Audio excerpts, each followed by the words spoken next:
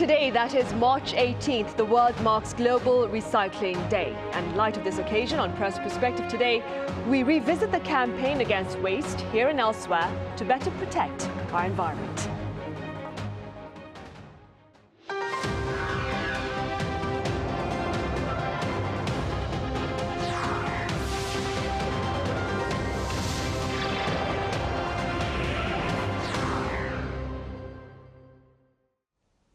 Hello and welcome to Press Perspective. It's Tuesday, March 18th here in Seoul. I'm Min Sunhee. Waste recycling returns to the center stage today as we celebrate Global Recycling Day. For more on this, I have Kelly Kasulis Cho with the Washington Post here in the studio. Kelly, it's always great to have you here. Happy to be here, thanks. I also have freelance journalist Yang Chien-Hao with us. Chien-Hao, welcome back. Hello, thanks for inviting me. Right, Kelly, the OECD has been saying that less than 10% of the world's plastic is recycled. Let's start with that reality. Yeah, it's not surprising. I think recycling has often been criticized by environmentalists as something that gets overinflated as a solution to our environmental and global warming issues that are going on. With that said, it's still important. The OECD report that you referenced says that 60 million metric tons of plastics were used in 2019, and that's basically double what was measured in the year 2000, so nearly 2 decades prior. Now, the question when we talk about that is often, are more plastics being used and recycled, or are more plastics being used and ended up in landfills or being incinerated and releasing, toxic chemicals into the environment? And unfortunately, it's the latter. The increase in plastic use is also causing an increase in waste, essentially. Only 9% of the plastic that we were talking about was recycled. About 20% was incinerated, and about 50% ended up in sanitary landfills, according to the OECD. And why is this important? When we create plastic waste, we're harming ecosystems and the environment. We are, reducing our availability of natural resources. We're threatening carbon emissions into our environment as global warming continues to be a serious issue. And as I mentioned, this debate is often spoken about in terms of personal responsibility. The age-old kind of argument of everyone remember to recycle. And I think that's important, but this debate is also discussed in the sense of maybe corporations, industries, governments should also be held responsible for this kind of waste production. All right, and staying with that, Kelly, what can you tell us about South Korea's recycling efforts? Yeah, South Korea is actually a very interesting place as an American when it comes to recycling.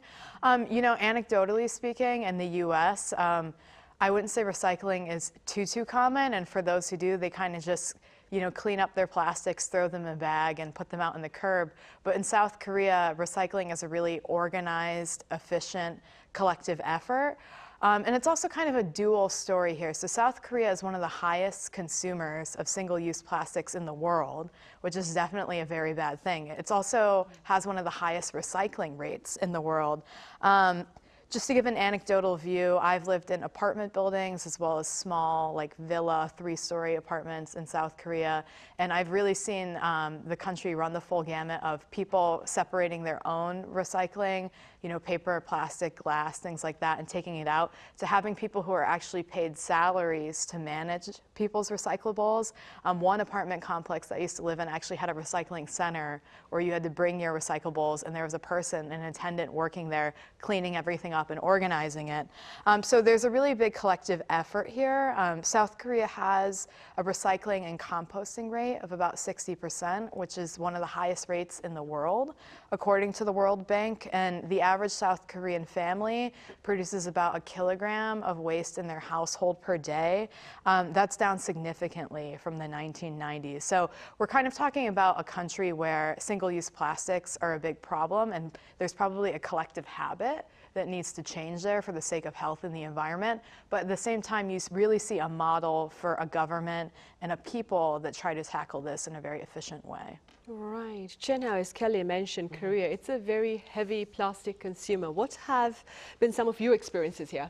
I think it's not only heavy, it's extremely heavy, which has already caused several problems. For example, when you go shopping, many stores do provide plastic bags or even pack those merchandise for you in a very beautiful way, mostly using, in English, is wrappers, right? Wrappers made by plastic materials. And there is one case that I want to point out. I think this should be noticed, that nowadays people do enjoy internet shopping, the online shopping, and they have those things delivered home. And Korea is one of them which like heavily used like delivering service. Meanwhile, as a user, I found that it's overpacked usually. And for example, they are mostly packed in paper boxes first, but then packed with plastic wrappers again. So if you open the plastic wrapper first, and then here comes the paper box, and you'll find out that, oh, and inside the paper box, the thing is again packed by plastic again. And I believe like Kelly and me, we are both like a heavy internet shopping like consumer. We use like services such as coupon or other like internet services. We've experienced this all the time. And I think for most of the people, after that, they've got what they want. They just throw those plastic wrappers, those bags into the garbage trunk. But indeed, the bags, the plastic bags, they had like recycling marks, so it should be recycled. But you can also see those bags, those plastic materials, those wrappers being thrown into garbage trunks instead of being classified into different recycling categories. And these are not single cases. This is the problem existing in our daily life. Both the consumers and the platforms and the stores should have paid more attention and try to deal with that, because people do shopping every day. If there are millions of people doing that every day and not knowing to recycle them, then we are producing hundreds of tons of plastics every day. Right. Well, there is growing awareness about that, and hence there is also growing calls for more action with regard to such waste. Kelly, meanwhile, over in the US, I understand Mr. Trump signed an order reversing the US back towards plastic straws. Tell us a bit more about the reason behind this order as well as the response to it. Yeah, you know, following up to Chien-Hao's point, here in South Korea, I think convenience, like delivery, instant gratification is kind of a part of the cultural mindset and almost the identity, the kind of Korea that the Korean government wants to show the rest of the world, that you could order something and have it delivered in a few hours and have it beautifully packaged. In that same sense, the plastic straw, and I mean literally the straw specifically, not other single-use plastics, has been kind of co-opted in the United States as a symbol of a few things. It's become a part of our cultural conversation. And so for, you know, people on the right or conservatives, it's kind of become a symbol of resistance, I think, to liberal values or maybe what is seen as excessive interventions by the government. So we've seen plastic straws being talked about on Fox News almost excessively. President Trump has also commented on plastic straws several times since 2020 and even on his original campaign run. And I think the idea is that this frivolous item that actually contributes a lot of waste and pollution to our environment hasn't had a good replacement. That's the argument, that paper straws dissolve, and it's kind of the symbol of over-regulation in their view. So Trump, for instance, has kind of sold his own plastic straws on the campaign trail. I think it was something like 10 for $15 or 15 for $10. And people were buying them more because of what they symbolized, and he would call paper straws liberal straws. So this item has been kind of taken out of the environmental debate and put into kind of a left versus right debate. In 2024, Biden essentially ordered that among government facilities and government offices, that single-use plastics like straws and cutlery should be phased out. This is something we see in several states and parts of Europe. It's a pretty standard way to kind of reduce waste. And Trump has essentially made an executive order to resist that. Again, probably not so much because of concerns over plastics, but what this straw seems to represent. You know, among environmentalists or people concerned with the environment and animal rights and the ecosystem, the plastic straw has oppositely become a symbol of, you know, our excessive use of plastics for kind of a meaningless level of convenience. So in 2015, if you remember, there was this viral video of someone pulling a plastic straw out of a turtle's nose, and this caused a lot of public outrage. We see this all the time with, I remember when I was young, those strips of plastic that would keep 6 packs of soda together. There would be a lot of talk about, you know, that harms fish, animals like dolphins and things like that, and there was a lot of public outrage. So I think, you know, the plastic straw is only one facet of this single-use plastics issue, but it's kind of become a big cultural talking point in the United States. Right. Moving forward, but staying in the U.S., Kelly, I understand last September, the state of California sued ExxonMobil for decades of deception about plastic waste recycling. What's the latest on that front? Yeah, California is one of the most progressive states in terms of acting on some of these environmental issues. And so in September of last year, and this is not something that's in my usual coverage area, but it's been widely reported about in the United States and also by the Washington Post. In September of last year, the state of California basically filed a lawsuit against ExxonMobil, saying that it deceived its customers or the public into the assumption that single-use plastics were being recycled or could be recycled, when in reality the majority of them end up being incinerated or in landfills at the detriment of the environment. And what this lawsuit was seeking was essentially money to rectify this issue as well as educate the public. So that was a couple months ago, and the latest update on it is in January. Basically, ExxonMobil responded by suing the California Attorney General as well as some rights groups for defamation, saying that this is part of a smear campaign against them. And for those who don't understand, why is ExxonMobil involved in this? Essentially because they create polymers that are used in a lot of these products. Right. Chien-Hao, back here in South Korea late last year, Busan played host to a UN conference on plastic pollution, but the talks ended with very little consensus. Are we expecting more negotiations this year? I think it's going to be very, very difficult in the future because first, President Trump, who not only pays very less attention on environment protection, but also doesn't show any interest in international cooperation dealing with this, is back to office again now. President Trump, like Kelly just mentioned about the issue of straws, and he just signed an executive order making the United States be able to be back using the plastic straws again 1 or 2 days ago. And as you can see that, after President Trump retook office, he made the United States withdraw the Paris Agreement again and has declared the national energy emergency and tried to improve more extraction on petroleum and gas, deregulating many restrictions on development of natural resources. And in the name of American First,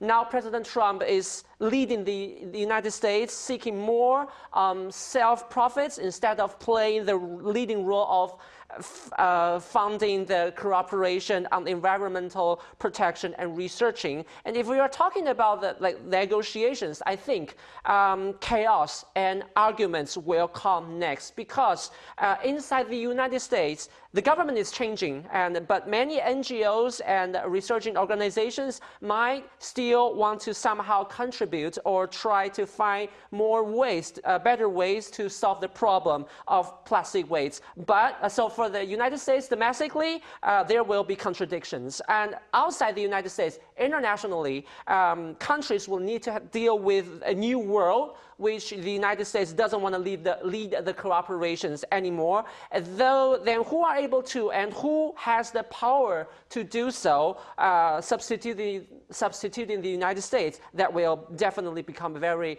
difficult. Also, the situation in every country is different. Not only need to deal with those plastic producers, factories, but also to weigh or to measure their ability, because it might also cause contradiction to economy development. So it is indeed very complicated if we want to find a country or a union which can substitute the role of the United States on this. It needs to have enough power dealing domestically and internationally, handling the increasing pollution and making a fair deal, which most of the countries are willing to follow to improve the environment, it is extremely difficult. Right, and against that very difficult situation, Chien-Hao, experts have also spoken about a very close link between food waste and climate change. With that in mind, compulsory composting, I understand, has gone into effect in France as well as in New York City. Do tell us more about that. So since last year, France, the whole nation, and New York have both made organic recycling,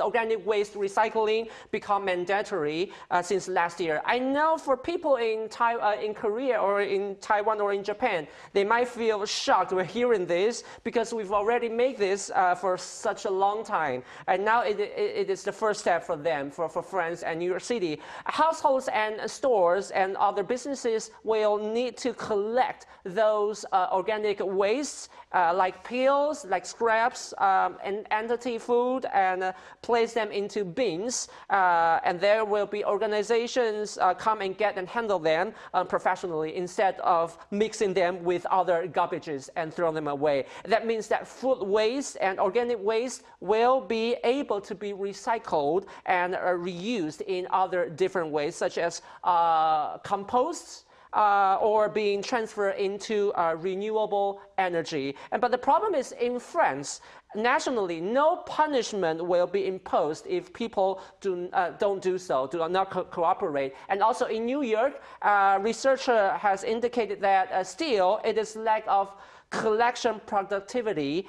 People are still not willing to do so. So in order to improve the situation, I think probably forcible regulations such as fines might be necessary. And indeed, pushing this kind of like organic waste recycling is always difficult and will be a very long journey, long progress in many countries. For example, in Taiwan, several NGOs has been advocating since the end of the 1980s.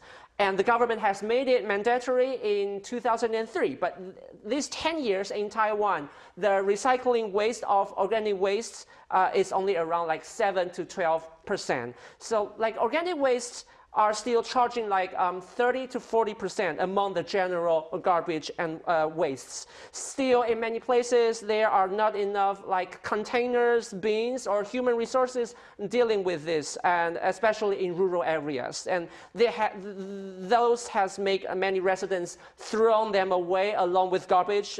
Those lead to the low effectiveness collecting this kind of organic waste. And comparing to other kinds of garbages, organic waste do cause more serious problem than we originally think, since it always combined with like oil and salt and water, and when they are being put into the incinerator, it will generate dioxin, causing air pollution and the damage of the incinerator itself. So that's why recent years dealing with the problems of organic waste has become such an important issue, because all of us, we eat and we might like be unavoidably produce organic waste when making food every day. Right, and as Chien-Hao mentioned, Kelly, Korea's food recycling campaign, it's been covered by the foreign media quite frequently. What do you care to highlight about Korea's campaign? Yeah, I think the reason why the foreign media, particularly the Western media, is so fascinated with this is because, again, it's such an amazing example of a country going through great lengths to reduce waste in a way that you don't see in many other parts of the world. In fact, South Korea is one of the only countries that has a national food waste management system, which I think is worth noting. Where I grew up in the eastern United States, generally a liberal region, maybe you recycled, like my family recycled, you would clean your plastics, you would take them out to the curb, and then you never knew what happened to them. Maybe if you wanted 5 cents for a glass bottle, you would drive to the supermarket and spend 2 hours of your life putting them in this machine one by one to get a couple of dollars. And you just threw your food in the regular trash and never really thought about it again. And actually, you would kind of be in a rush to take out the trash every single day and not waste those bags because you didn't want the food to stink up your house, right? Meanwhile, here in South Korea, I buy the government trash bag that is designated for food scraps specifically.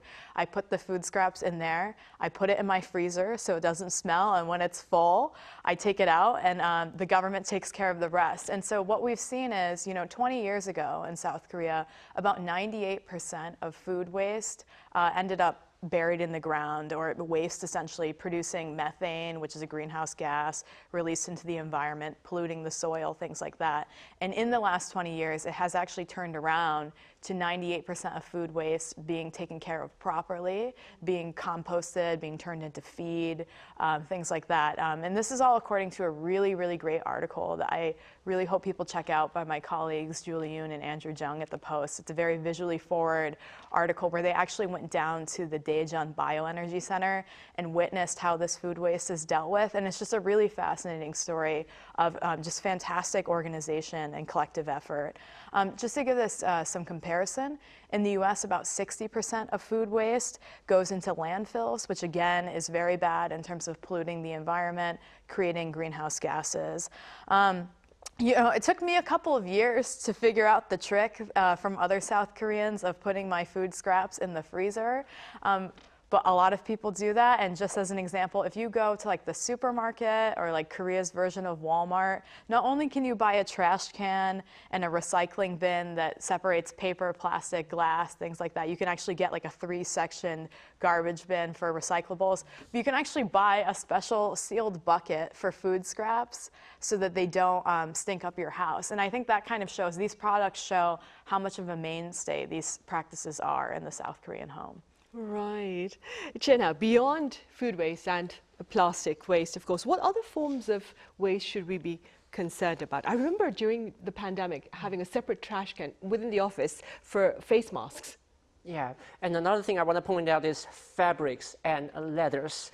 Clothes and shoes is also another serious problem in South Korea that I really want to point out. If it was like 30 or 40 years ago, even not being regarded as luxuries, like clothes and shoes were relatively highly cost things. So people change their clothes or shoes once, maybe every 3 or 4 years. But recently, so-called like fast fashion, this kind of concept has become very popular, and it is more easier now for people to get clothes and new shoes at very lower prices. And thanks to the internet, they can do shopping whenever they want, and they can buy more. Stores, companies, designers, and platforms, they roll out the new kind of styles of items every day, trying to attract people, the netizens consume. But indeed, many cases, those who bought the clothes often don't wear all of them, or they just wear them for like 1 or 2 times, and then as time goes by, they throw them away. So in South Korea,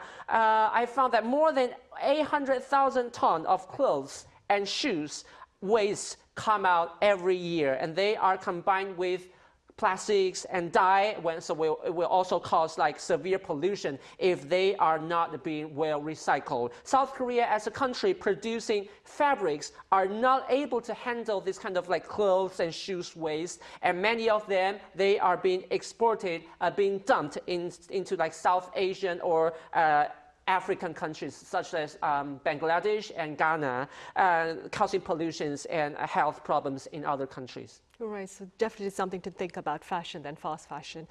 All right, that's all the time we have. Chien-Hao, as always, thank you so much for your time and your thoughts. And Kelly, thank you very much for your insights. Thank you. Right, well, that ends this edition of Press Perspective. Thank you for watching.